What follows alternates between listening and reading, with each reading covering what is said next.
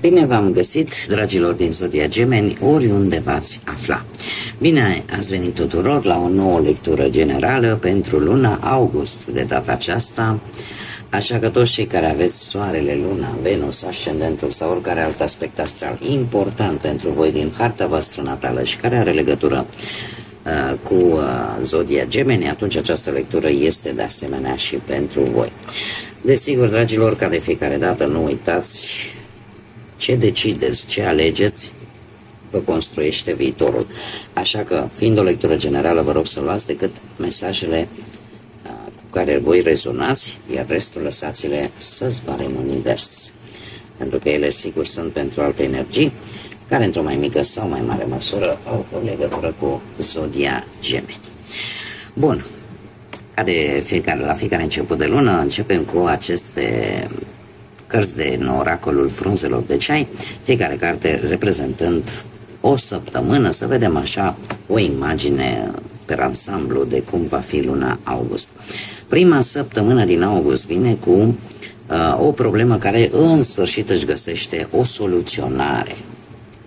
Da, se va face așa ca o punte, își găsește rezolvarea. Cea de-a doua săptămână vine cu ceva foarte important, cum ar fi poate găsirea unui nou job sau ceva la care nu vă așteptați. Dar este ceva important pentru voi.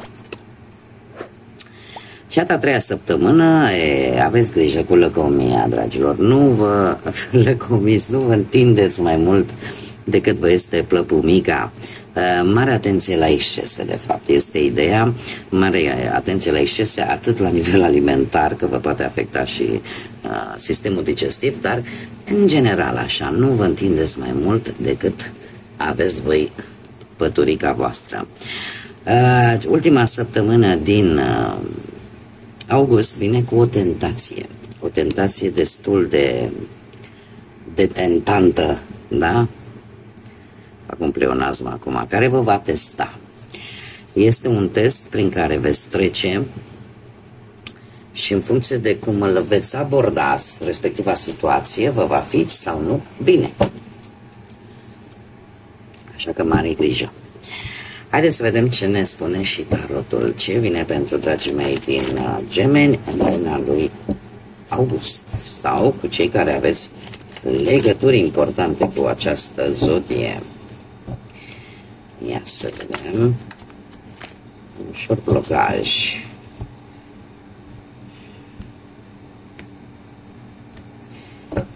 Și începem. Viața profesională. Voi, dragilor. Avem aici perechea regală a spadelor. Avem atât regele de spade cât și regina de spade. Asta mă duce cu gândul că, unu, puteți fi voi, reprezentați de aceste energii, iar cealaltă energie poate să fie o altă energie de asemenea din Gemeni, Vărsător sau Balanță. Treaba este în felul următor. Pe planul ăsta al muncii, se pare că încă de la începutul lui august vă vor veni tot felul de propuneri de muncă sau oferte de-astea cât mai tentante. Se pare că,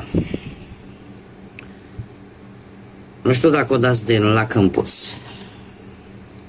Și asta este foarte interesant, pentru că dacă sunteți o energie masculină, aș spune că ați avut o perioadă în care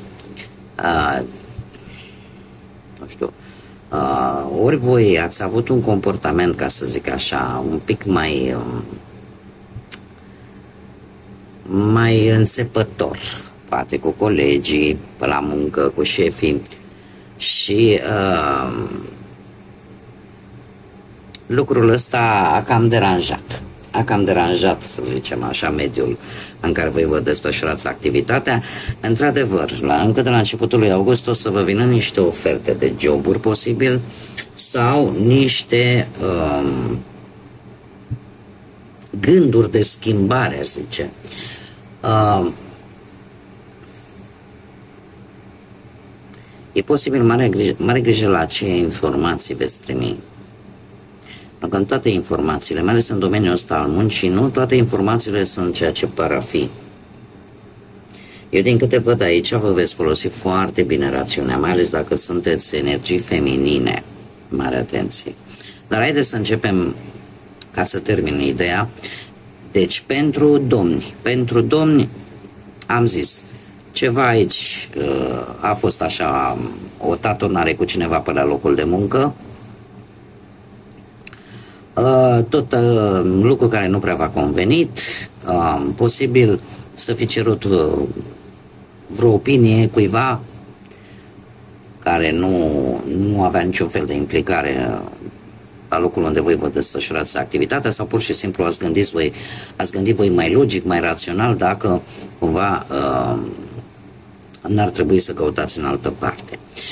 Dar, cum am mai spus, ori primiți niște informații, ori primiți niște oferte care par foarte tentante și cu această regină de spade ajungeți poate să aveți până la sfârșitul lui august un șef foarte dur, foarte inflexibil, dar în care voi va trebui să vă, cum să spun eu, să nu reacționați exagerat. Cum de asemenea, rațiunea logică nu vă părăsește, cel puțin pe tema asta a muncii, veți fi foarte cu picioarele pe pământ, ca să zic așa, și veți putea primi sprijin chiar și din partea unei energii feminine dintr-o zodie de aer, la fel ca și voi. Un sprijin. Pe de altă parte, dacă sunteți o energie feminină, se pare că voi, la locul de muncă, într-adevăr, e cineva acolo care vă tot calcă pe bătături și care nu prea pune preț dacă voi aveți probleme acasă, dacă voi mai puteți, dacă voi. Iar lucrul ăsta, de asemenea, vă duce cu gândul, dom'le, ce fac? Mai stau că mai am un pic și dacă chiar tot așa urât se comportă cu mine, n-am decât să caut în altă parte. Apar într-adevăr aceste oferte, aceste informații care trebuie să le verificați cu mare atenție, pentru că, cum am mai spus, nu tot ce zboară se și mănâncă, și în special pe planul ăsta al muncii, iar sfârșitul lui august pentru voi vine cu cum să spun eu, cu o independență, aș zice, în momentul în care veți judeca lucrurile, lăsând o parte că le veți judeca rațional, le veți judeca logic, veți vedea exact, domnule, dacă s-a întâmplat așa, de exemplu, știu exact ce urmează, dar pentru că veți vedea totul foarte clar cam cum stau lucrurile din punctul ăsta de vedere și eu aș mai spune că vă veți impune punctul de vedere, chiar și dacă chiar și dacă, de exemplu, veți obține un nou job, veți accepta această ofertă, veți fi foarte inflexibil, vă veți impune punctul de vedere și în așa fel încât ceilalți oarecum se vor teme.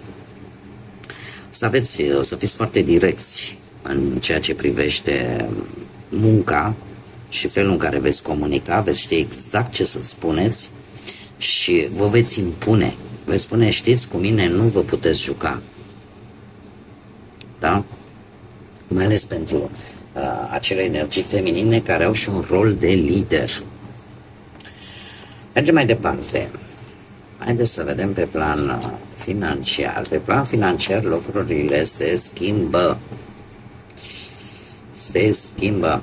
Apare o implicare a unor zodii de foc, berbec, leu, săgetător pe partea asta finanțelor. E cineva aici care îi place să fie foarte glamuros, foarte strălucitor, haine scumpe, lucruri scumpe. O energie care îi place să iasă în evidență și pentru a ieși în evidență și pentru a fi în centrul atenției, nu se dă la o parte pentru a cheltui pe lucruri un pic extravagante, aș spune.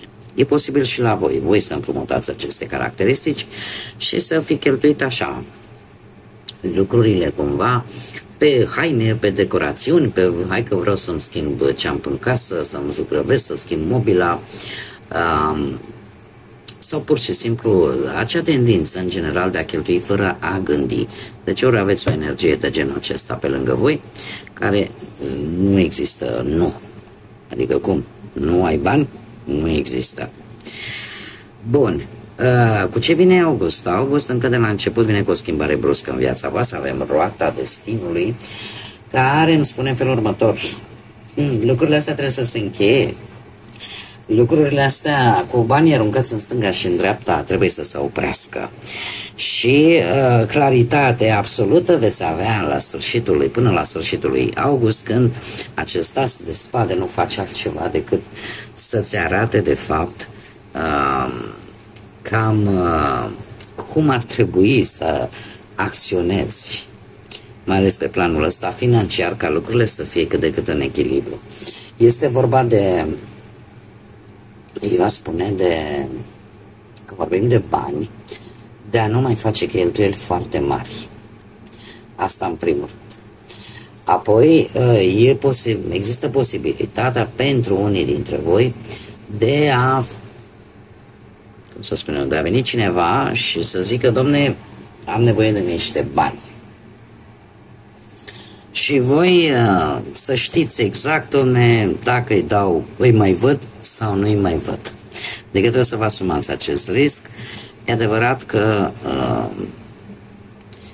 în general această carte mie îmi spune că banii vor fi foarte greu de recuperat și e posibil ca o relație de amiciție foarte bună să se strice din cauza asta.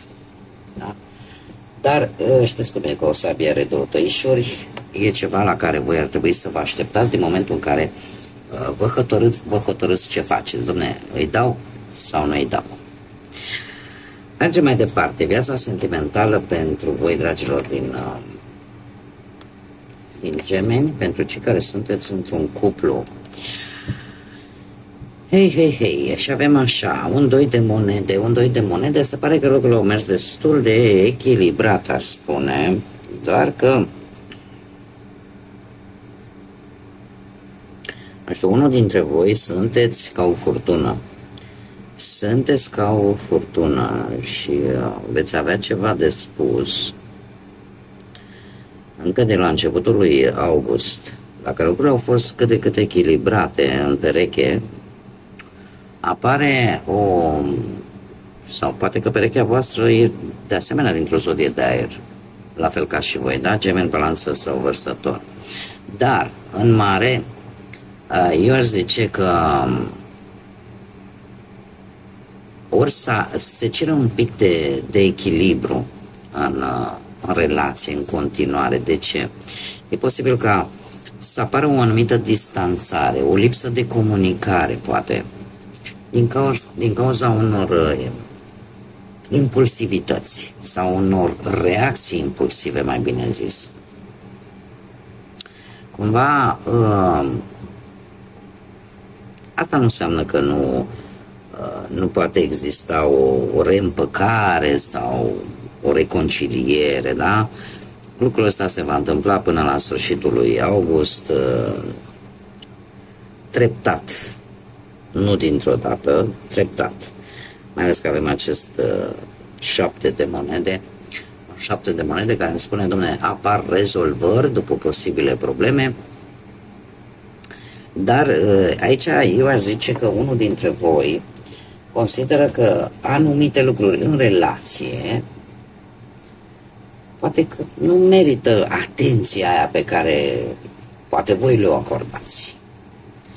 Da, sunt anumite lucruri care li se acordă prea mare atenție și de fapt se omite ce e de fapt cel mai important pentru relația voastră.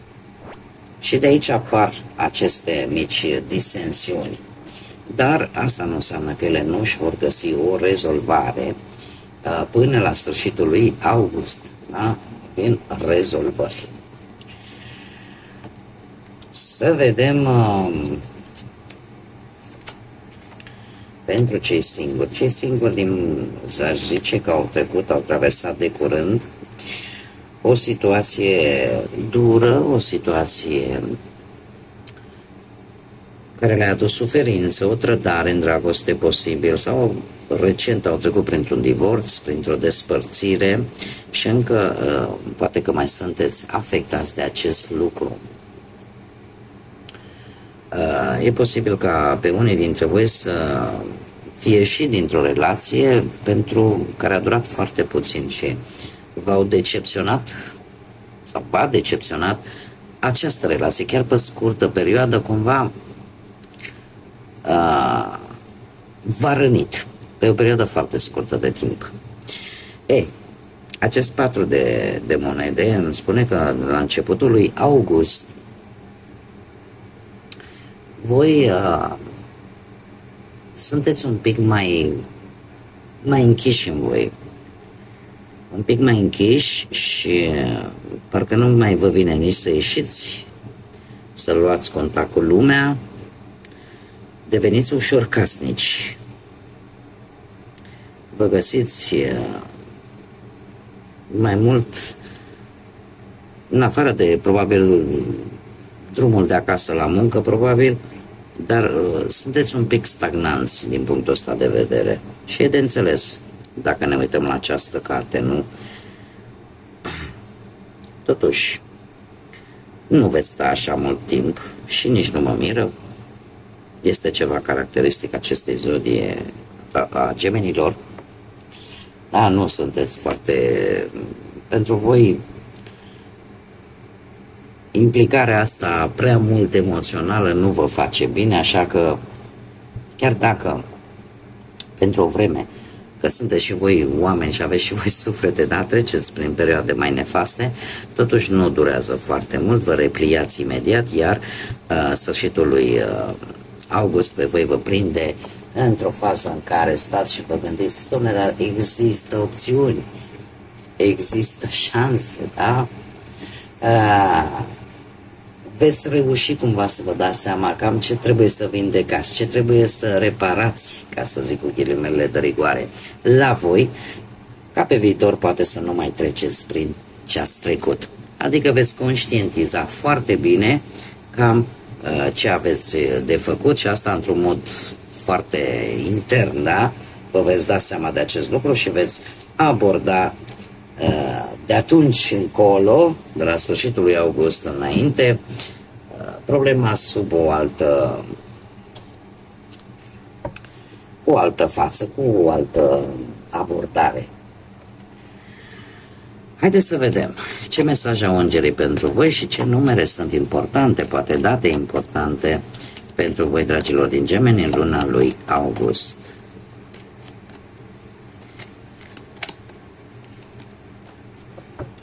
Să vedem. Și avem așa, foarte interesant. Îl avem pe 0. Îl încep mai întâi cu el. 0 care spune așa: nu ai nici început și nici sfârșit. Totul este infinit. Este timpul să dezvolți acea latură spirituală, pentru că ești într-un moment în care vei dobândi o nouă viziune, o nouă înțelegere a lucrurilor, atât pioase cât și terenale, atât spirituale cât și terenale. Sunt nelimitat, sunt nelimitată. Exact cum v-am mai spus, este o capacitate pe care o are această zodie a Gemenilor, aceea de a se replia destul de repede după anumite eșecuri, după anumite situații care pentru altora poate le-ar trebui mai mult timp. Voi aveți această capacitate. Bun, am suferit, am văzut, merg înainte, e, cum să spun eu, e acea inteligență pe care această zodie o oferă, aceea de a, cum să spun eu, de a nu rămâne mereu în același loc, de a nu bătea pasul pe loc. Așa că, știți cum e, punem punct și de la capăt. Ei, și avem aici 4 de 4. Nu, 3 de 4, mă scuzați. Care, asta ce înseamnă? Ori poate data de 4, data de 8 sau data de 12, iar per total acest număr, această cifră 4 îmi vorbește de stabilitate și de organizare. Veți simți mult mai acut acea necesitate de a face un pic de ordine în viața voastră, în anumite aspecte din viața voastră. Sunteți mult mai planificați, poate și mult mai răbdători, aș spune. Cumva aveți acea capacitate de a vedea, domne, sunt pe drumul care trebuie sau nu sunt. Da? Cum de asemenea, acest mesaj îmi spune, ai încredere în drumul tău, în calea ta, ai încredere în forma în care se dezvoltă viața ta și ai încredere în ceea ce... Că totul e acolo unde ar trebui să fie în momentul prezent. Sunt protejat, sunt protejată. De asemenea, ne mai poate vorbi și de cineva de la distanță care să aibă legătură poate cu aceste numere sau cu aceste date 4, 8 sau 12 și care are foarte mare grijă de voi și care încearcă mereu să vă protejeze. Sau care vă face pe voi să vă simțiți mai protejați. Pentru că acum fiecare zodie are și a călcâiul lui Ahile și voi îl aveți. Nimeni nu scapă. Da? Haideți să vedem. Și câteodată și voi simțiți nevoia să fiți protejați, tocmai pentru că sunteți o zodie care foarte schimbătoare. Și asta de multe ori vă face să fiți vulnerabili. Haideți să vedem acum inițiale de nume, prenume, pseudonim sau porecle de persoane importante pentru voi, cu care veți avea o conexiune, o comunicare, o interacțiune de-a lungul lui august. Și să vedem.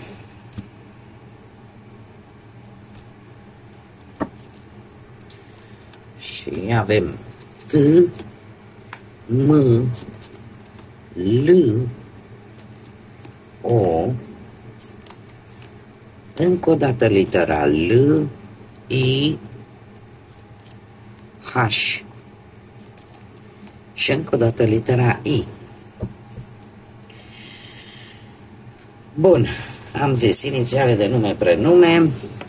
Puteți să vă regăsiți chiar și inițiala propriului vostru nume. Asta arată că mesaje importante din această lectură sunt pentru voi. Haideți să vedem și un mesaj, un sfat general pentru voi, dragilor din Gemeni, pentru luna lui august. Și avem oglinda sirenei. Adu-ți aminte că tu ești co-creatorul propriei tale realități.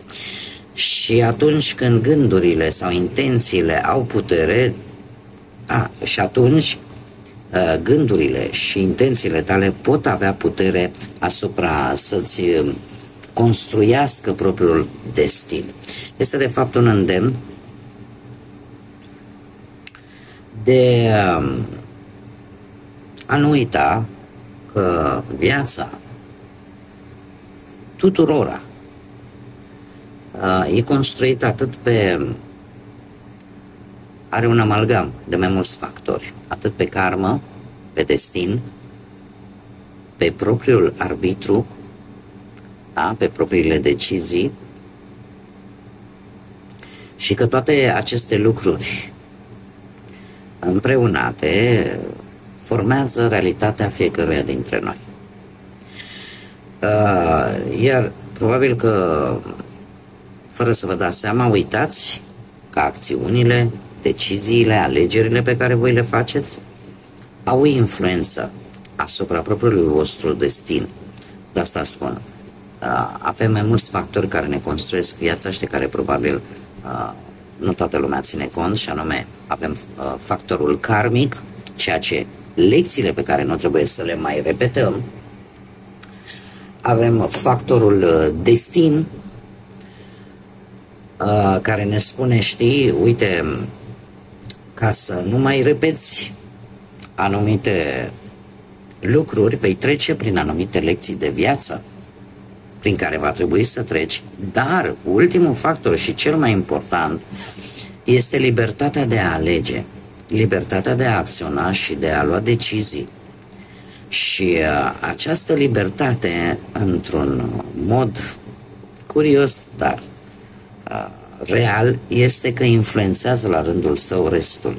Pentru că dacă tu, în momentul în care destinul te pune în fața unor situații, tocmai pentru a le aborda așa cum trebuie, și nu reușești să înveți lecția sau nu acționezi sub niciun fel, riști ca toate aceste lecții să ți se tot repete.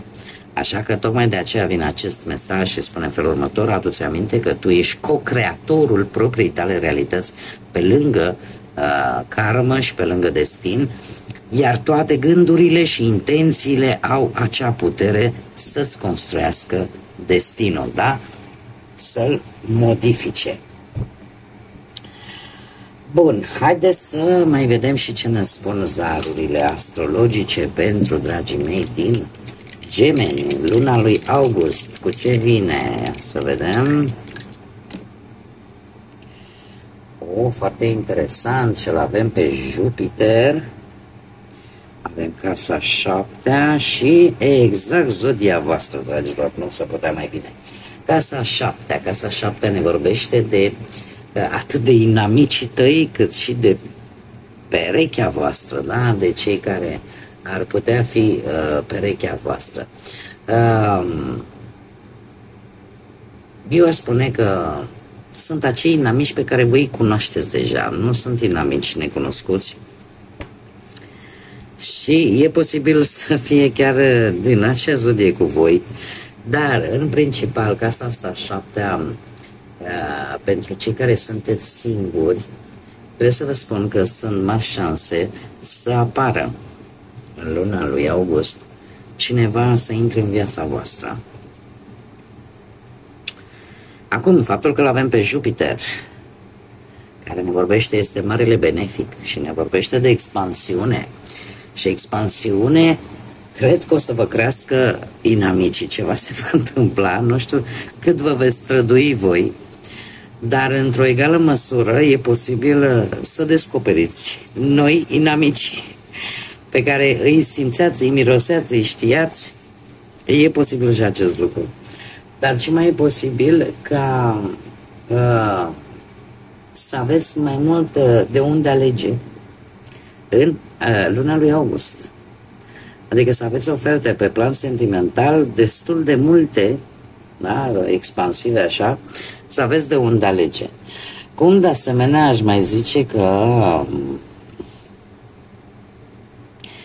nu va fi ceva, într-adevăr, lucrurile vor exploda așa în jurul vostru pe casa asta a 7-a, dar va fi ceva un pic efemer, nu va dura foarte, foarte mult timp. Va fi așa ca un foc de paie. Dar ceva veți face voi în așa fel încât să stârniți invidii. De asta nu veți duce lipsa în luna lui August. Cum de asemenea, dacă vorbim de perechea voastră, un moment de expansiune și o comunicare. Multă comunicare. Multă comunicare și multă flexibilitate. Dar, din păcate, mai puțină implicare emoțională, aș zice. Bun. Cam atât am avut pentru voi, dragilor. Până la o nouă lectură, eu vă mulțumesc pentru atenție, mulțumesc tuturor pentru sprijin prin intermediul like-urilor, comentariilor și distribuirilor voastre. În felul acesta, acest lucru mă stimulează să public și mai mult conținut. Așa că mulțumiri tuturor pentru aceste lucruri, bun venit celor proaspeți abonați, invit pe toată lumea să se aboneze dacă v-a plăcut, dacă ați rezonat, dacă vreți să mai vedeți și alte lecturi de genul acesta, poate și mai interesante, de ce nu? Așa că până data viitoare, când ne vom reîntâlni la următoarea lectură, eu vă doresc tot binele de lume, un august cât mai senin, cât mai plin de bucurii, de voie bună. Este ultima lună de vară din an, cel puțin pe emisfera asta nordică, așa că numai bine și până la următoarea lectură, ca de obicei, să fiți iubiți, dragilor.